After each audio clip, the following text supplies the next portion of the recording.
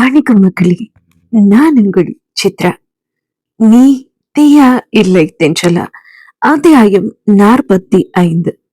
மது எப்பொழுது கண் விழிப்பாள் என்று ராகவன் காத்து கொண்டிருந்தான். மது அவனை விட்டு விலகி போகத்தான் நினைக்கிறாள். ஆனால் ராகவனோ அவளது நிழலையும் விட்டு பிரிந்து விடக்கூடாது என்று ஒவ்வொரு நொடியும் அவளோடே இருந்து விட எண்ணுகிறான். ஒரு தாயாய் மாறி அவனின் மார்போடு அவளை அரவணைத்தும் கொள்கிறான். தந்தை போல் அவளுக்கு பாதுகாப்பையும் கொடுக்கிறான். அவனின் இந்த காதல் மதுவை அவனோடு சேர்க்குமா? இந்த கேள்விக்கு விடை சொல்லக்கூடியவளோ மயக்கத்திலிருந்து மெல்ல இமைகளை திறந்து தன் அருகில் மடிக்கணினியில் வேலை பார்த்து கொண்டிருந்த ராகவனை பார்க்கிறாள். ராகவ் என்று பலமிழந்த குரலில் அவனை அழைக்கிறாள். ஹெட்போன் மாட்டிக்கொண்டு கைமடி கணினியின் வழியாக தன் கம்பெனி முதலீட்டாளர்களோடு மீட்டிங்கில் இருந்த ராகவனுக்கு மது அழைத்தது காதல் விழவில்லை. ஆனால் அவனது இதயம் வேகமாய் துடித்துக் கொண்டிருந்தது. திரும்பி பார்த்தான் ராகவன். மது எழுந்து விட்டாள். உடனே ராகவன் தான் மீட்டிங்கில் இருந்த முதலீட்டாளர்களிடம் நாம அப்புறம் பேசுவோம் என்று கூறிவிட்டு மீட்டிங்கை கேன்சல் செய்துவிட்டு மதுவின் அருகில் வருகிறான். மது, எந்திரிச்சிட்டியா என்றபடி அவளின் கைகளை பிடித்துக் கொண்டு பக்கத்தில் அமர்கிறான். ராகவ், நான் ரெஸ்ட் ரூம் போகணும் என்கிறாள் மது. அவளை மெதுவாக கைத்தாங்கலாக பிடித்து அவளை எழ வைத்தவன் அறையோடு இருக்கும் கழிப்பறைக்கு அவளை அழைத்து கொண்டு போய் விடுகிறான். மதுவை கழிப்பறையில் விட்டுவிட்டு வெளியில் அவன் நிற்கிறான். அவள் படுத்திருந்த மெத்தையில் எல்லாம் இரத்தக்கரையாக இருக்கிறது. அவள் நடந்து வந்த இடத்திலெல்லாம் துளி துளியாக ரத்தம் சொட்டி இருக்கிறது. மது, என்னாச்சு? ஏதாவது பிரச்சனையா என்று கழிப்பறையின் வெளியில் இருந்து ராகவன் கேட்க மதுவிடம் எந்த பதிலும் இல்லை. மது, என்னாச்சு சொல்லு? பதட்டத்தில் கத்தினான் ராகவன். எனக்கு எனக்கு இது பீரியட்ஸ் டைம் என்று மது சொல்ல, ஓ, ஏதாவது ஹெல்ப் வேணுமா என்று ராகவன் கேட்க, சீதாவை வர சொல்லுங்க என்றாள் மது. என்ற ராகவன் சீதாவின் அறைக்கு சென்றான். ஆனால் அவளை தொந்தரவு செய்ய ராகவனுக்கு மனம் வரவில்லை. தன் காரை எடுத்துக்கொண்டு கடைக்கு சென்ற ராகவன் மதுவிற்கு தேவையான உடைகள், பீரியட்ஸ் பேட் என அனைத்தையும் வாங்கினான். மதுவின் அறைக்கு சென்ற ராகவன், மது, உனக்கான ட்ரெஸ், மற்ற விஷயங்கள் எல்லாம் இதுல இருக்கு, டோர் ஓபன் பண்ணு என்று சொல்லவே மதுவும் கைகளை நீட்டி அனைத்தையும் வாங்கி கொண்டாள். அவள் மெத்தையில் கிடந்த போர்வையை மாற்றியவன் தரையில் விழுந்திருந்த இரத்த துளிகளையும் தரை துடைப்பானை எடுத்து வந்து துடைத்தான். தோட்டத்திற்கு சென்றவன் அங்கிருந்த குழாயில் மெத்தையில் விரிக்கப்பட்டிருந்த அவளின் இரத்தக்கரை படிந்த போர்வையை அலசி காயவும் போட்டான். கௌரவம், தலைக்கணம் இவை இரண்டும் இல்லாத ராகவனை போன்ற ஆண்களின் காதல் அழகானது.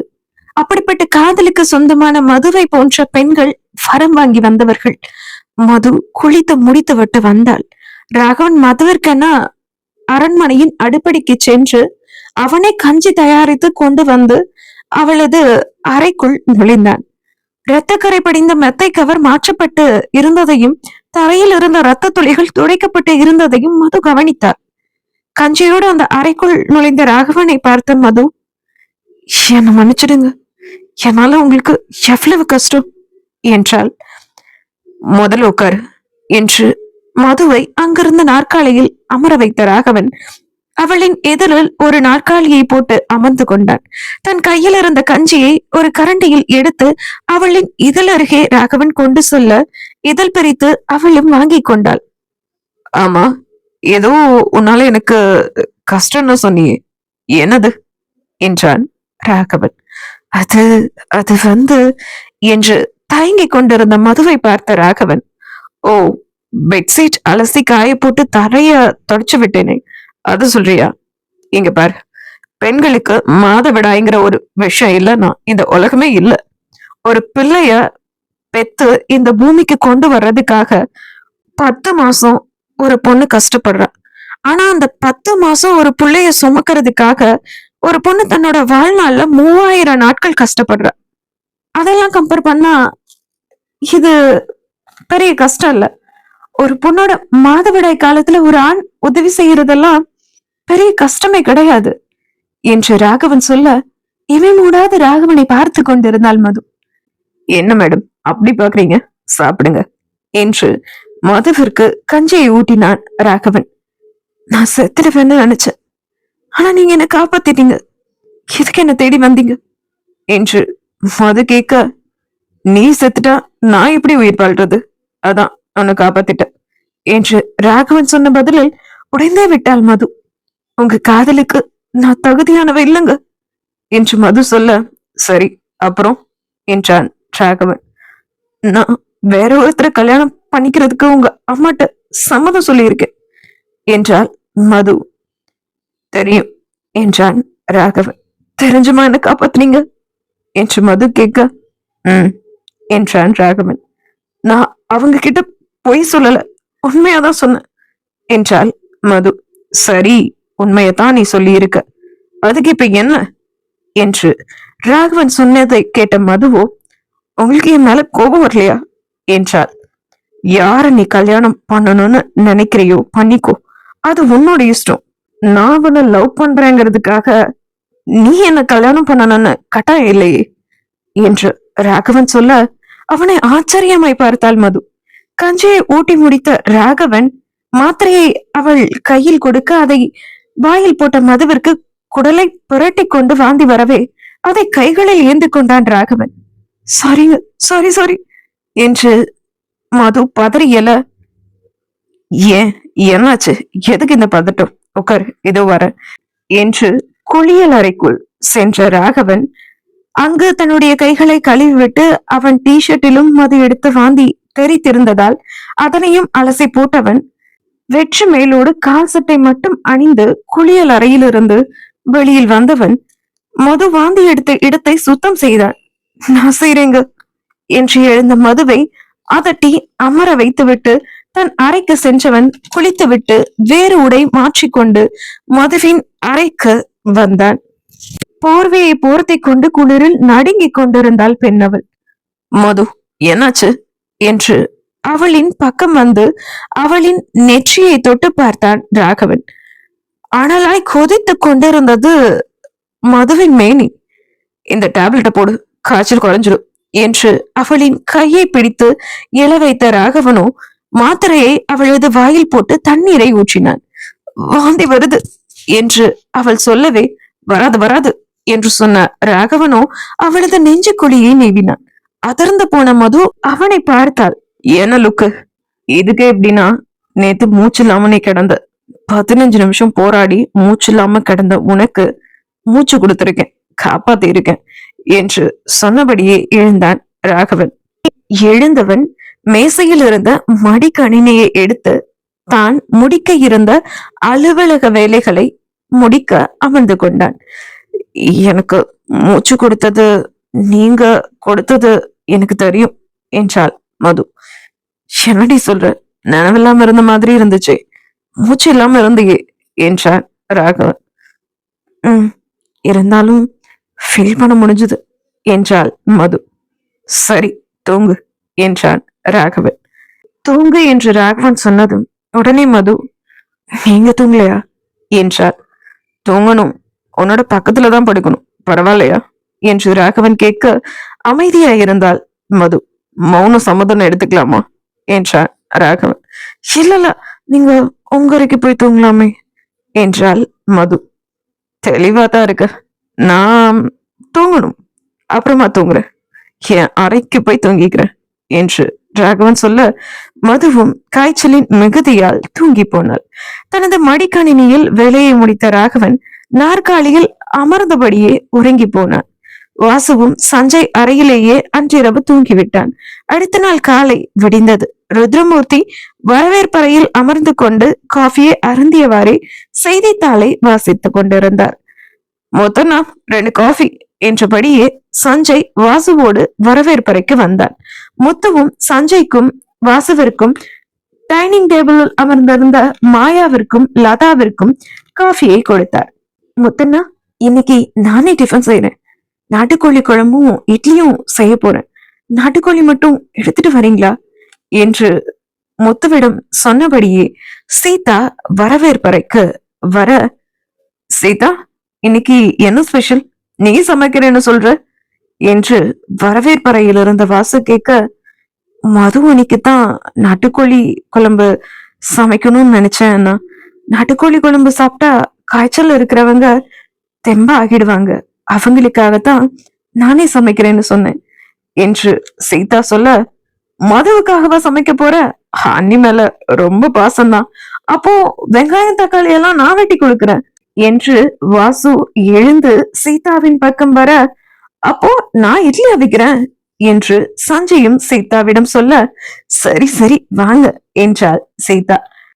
வரவேற்பறையில் நடப்பதை எல்லாம் பார்த்து கொண்டிருந்த மாயாவோ, இதெல்லாம் ரொம்ப ஓவர் அல்லாத, வாசு தங்கச்சிங்கிறான், சஞ்சயும் சீதாவும் அண்ணி அண்ணின்னு உருகுறாங்க, இன்னும் மாமா மட்டும்தான் இந்த மதுவ மருமகளின்னு சொல்லி பாசம் வழிய பொழியல என்று மாயா லதாவிடம் சொல்ல, அதை கேட்ட லதாவோ, இதுக்கெல்லாம் சீக்கிரமே ஒரு முடிவு கட்டுற என்றாள். மதுவின் அறையிலிருந்து அப்பொழுதுதான் வெளியில் வந்தான் ராகவன். அவனை பார்த்த மாயாவோ, அத்தா, ராகவன் மாமா அவளோட அறையிலிருந்து வெளியில வராரு என்று மாயா சொல்ல, ராத்திரியெல்லாம் அவளோட அறையில தான் இருந்தான், அப்போ அவளோட அறையில இருந்து தானே வருவான் என்று சொன்னாள் லதா. அத்தா, இது எப்படி உங்களுக்கு தெரியும் என்று மாயா கேட்க, தெரியும் என்றாள் லதா. அத்தா, உங்களுக்கு தெரிஞ்சப்பவே என்கிட்ட இதை நீங்க சொல்லி இருக்கலாம்ல, நான் இவங்க ரெண்டு பேர்த்தையும் ஒன்னா ஒரே அறையில இருந்திருக்க விட்டுருக்க மாட்டேன். இப்போ ஒன்னா ஒரே அறையில இருந்திருக்காங்க, என்னென்ன நடந்திருக்குமோ என்று மாயா பதற, ஒன்னும் நடந்திருக்காது, அவனோட விரல் நுனி கூட அவன் மேல பட்டிருக்காது என்று லதா சொல்ல, உங்க பையன் மேல அவ்வளவு நம்பிக்கை உங்களுக்கு என்றாள் மாயா. அவன் உடம்புல ஓடுறது ருத்ரமூர்த்தி ரத்தம், ருத்ரமூர்த்தி ரத்தம் தப்பு செய்யாது என்று லதா சொல்ல, ஆனா பெத்தது நீங்க தானே, உங்க புத்தி கொஞ்சம் கூடவா ராகவன் மாமாவுக்கு இருக்காது என்று மனசுக்குள்ளேயே நினைத்து கொண்டாள் மாயா. மதுவின் அறையிலிருந்து வெளியில் வந்த ராகவன் வரவேற்பறையிலிருந்து சோபாவில் அமர்ந்தான்.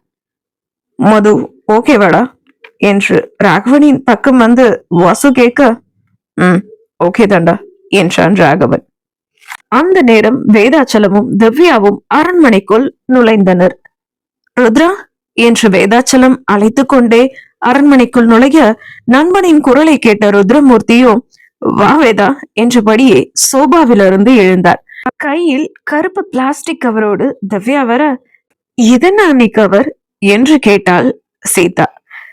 இதுவா, மதுவுக்காக ஆட்டுக்கால் வாங்கிட்டு வந்தேன், மதுவுக்கு ஆட்டுக்கால் சூப்னா ரொம்ப பிடிக்கும் என்று திவ்யா சொல்ல, உனக்கு ஆட்டுக்கால் சூப்பெல்லாம் வைக்க தெரியுமா என்றபடியே சஞ்சய் திவ்யாவின் பக்கம் வர, அவளுக்கு ஆட்டுக்கால் சூப்பெல்லாம் வைக்க தெரியாது, வச்சு தந்தா நல்லா சாப்பிடுவா என்று வாசு சொல்ல, அங்கிருந்த அனைவரும் சிரித்தனர். ஆனா சீக்கிரமா நான் சமைக்க கத்துப்பேன் என்று திவ்யா சொல்ல, அத கொடுங்க நீ, நான் உங்களுக்காக சமைக்கிறேன் என்று சீதா அவளிடமிருந்து ஆட்டுக்காலை வாங்கி கொள்ள, சீதா திவ்யாவை அண்ணி என்று அனைவரின் முன்பு அழைக்கவே சஞ்சய்க்கும் திவ்யாவிற்கும் சங்கடமாய் போனது. திவ்யாவை அண்ணி என்று சீதா அழைத்ததும், உன் பொண்ணு எப்போ என்னோட மகளுக்கு அண்ணியானா வேதா என்று ருத்ரமூர்த்தி தன் நண்பனிடம் கேட்க, அப்பா, இந்த கேள்விய நீங்க சஞ்சய்கிட்ட தான் கேட்கணும் என்றானே பார்க்கலாம் ராகவன். சஞ்சய் அதிர்ச்சியில் உறைந்தே விட்டார். அதை பார்த்த சீதாவோ, பெரியப்பா, மதுவனிய பத்தியே நினைச்சிட்டு இருந்தேன்னா அதான் திவ்யாவ அண்ணின்னு கூப்பிட்டுட்ட என்று சீதா சஞ்சயையும் திவ்யாவையும் காப்பாற்றி விட்டார். சீதா, இன்னைக்கு சமையல் தோட்டத்துல செய்வோமா என்று வாசு சீதாவிடம் கேட்க, நல்ல ஐடியா அண்ணா என்றாள் சீதா. தோட்டத்தில் சமைப்பதற்கான எல்லாவற்றையும் தயார் செய்து கொடுத்தார் முத்து. சீதா சமையல் வேலையை ஆரம்பிக்க வாசுவும் சஞ்சயும் திவ்யாவும் சீதாவிற்கு உதவி செய்து கொடுத்தார்கள். மதுவின் அறைக்கு சென்ற திவ்யா அவளை அழைத்து கொண்டு தோட்டத்திற்கு வந்தாள். வாசு, சஞ்சய், ருத்ரமூர்த்தி, வேதாச்சலம் என அனைவரும் மதுவை நலம் விசாரிக்க, மதுவும் சீதாவோடு சமைக்க ஆரம்பித்தாள். ஆனால் அவளால் வேலை செய்ய முடியவில்லை. அண்ணி, நீங்க உட்காருங்க, நான் சமைக்கிறேன் என்று சீதா சொல்லிவிட, தன்னால் முடிந்த சின்ன சின்ன உதவிகளை செய்து கொடுத்தாள் மது. சஞ்சய் வாசுவை வம்பிழுக்க, வாசு சஞ்சயை வம்பிழுக்க, ருத்ரமூர்த்தியும் வேதாச்சலமும் தங்களுடைய பழைய கால நினைவுகளை அசை போட்டு கொண்டிருக்க, சீதா திவ்யா மதுவோடு பேசிக்கொண்டே சமைத்து கொண்டிருந்தாள். அவ்வப்போது சஞ்சயும் திவ்யாவும் ஒருவரை ஒருவர் பார்த்து கொள்ள, இதையெல்லாம் ராகவன் அவனது பால்கனியில் நின்று பார்த்து கொண்டிருந்தான். மது காலையில் எழுந்ததிலிருந்து ராகவனை பார்க்கவில்லை. அவனை அவளது கண்கள் தேடிக் கொண்டிருந்தது. ராகவனின் மனதில் இரவு மது சொன்ன வார்த்தைகள் அடிக்கடி வந்து போய் கொண்டிருந்தது. லதாவின் மிரட்டலும் மது அதற்கு இசைந்ததும் ராகவனுக்கு அடுத்த நாளே தெரிந்துவிட்டது. இருந்தும் அவன் அமைதியா இருந்தான். ஆனால் அவள் வேறு ஒருவரை திருமணம் செய்து கொள்ள சம்மதம் என்று லதாவிடம் கூறியதை ராகவனிடமே மது கூறிவிட்டாள். அந்த விஷயம் ராகவனின் மனதை படுத்து எடுத்துக் கொண்டிருந்தது. ஒருவேளை அவ என்னை விட்டு வேற ஒருத்தனை கல்யாணம் பண்ணிப்பாளா? அவளால் அது முடியுமா என்றெல்லாம் யோசித்துக் கொண்டிருந்தான் ராகவன் தன் அறையின் பால்கனியில் நின்று கொண்டு.